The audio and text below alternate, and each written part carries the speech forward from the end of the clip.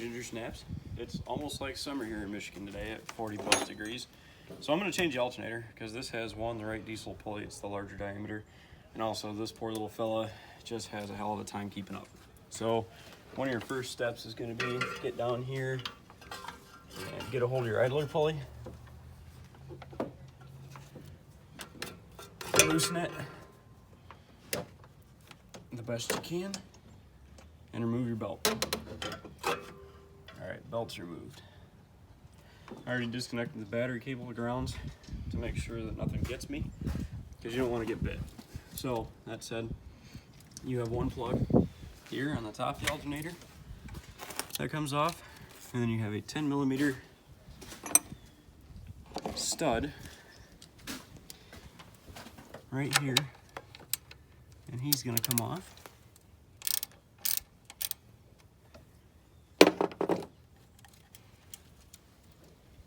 That's your actual power for the alternator. Take him off, set him somewhere you're not losing, and there's your alternator harness. One plug, one bolt, pretty easy. You'll have one, should be a 13mm bolt here, and you want to get him off.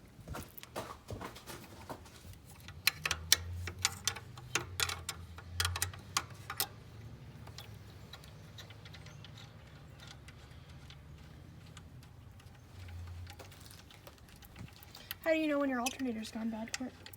They either squeak, yell, or they don't make enough volts. This one's only charged at about 12 volts.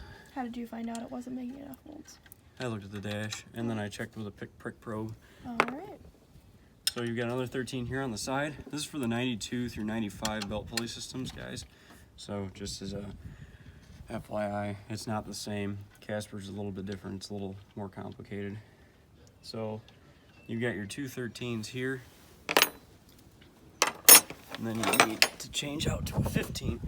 So the 15 is back here, and it's a swivel. So when you loosen this nut, you can see the alternator has pivoted. Pivot. All right, so I pivoted. Grab this guy. There is a nut on the front here that you do have to hold. So once you can start to get that nut loose, the alternator is just going to want to continue to drop. There we go.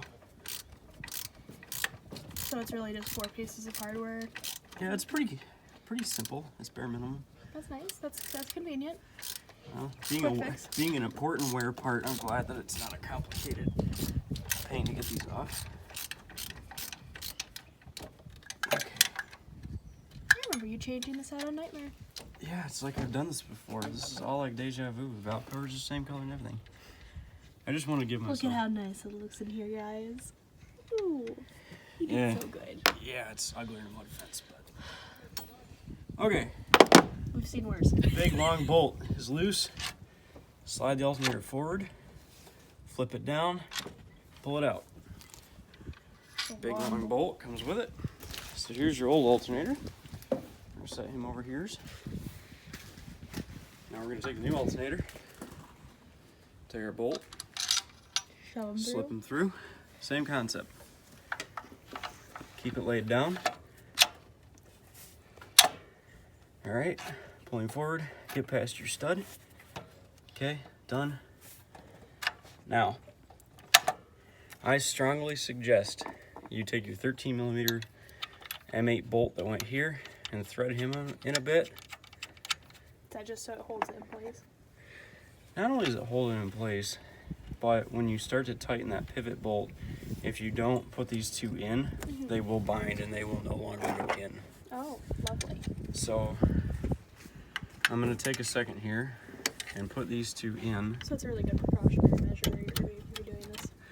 Yeah, well, At least.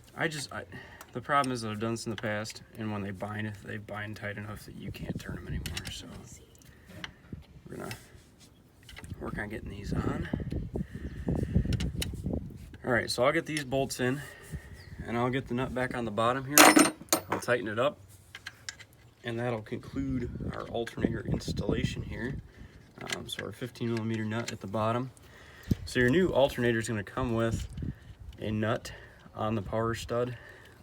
It's up to you. I reuse them sometimes I don't. It depends on the day. So here's your plug, same concept. Pop him into place. Pop your power stud on. Put your belt back on. And there you have it. So really, you can do a whole alternator on these in about 10 minutes. In a parking lot. In a parking lot. So. With minimal tools. So you need an 18 millimeter and a breaker bar for your idler pulley. You need a 13 millimeter for your two smaller bolts. You need a 15 millimeter end wrench and socket for the bottom pivot bolt, and a 10 millimeter wrench to take off your power stud, and a 5/16 to take your battery cables off. After that, it's all uphill. So here's your alternator install on a 92 to 95 Chevrolet 6.5 liter turbo diesel. Thanks, guys.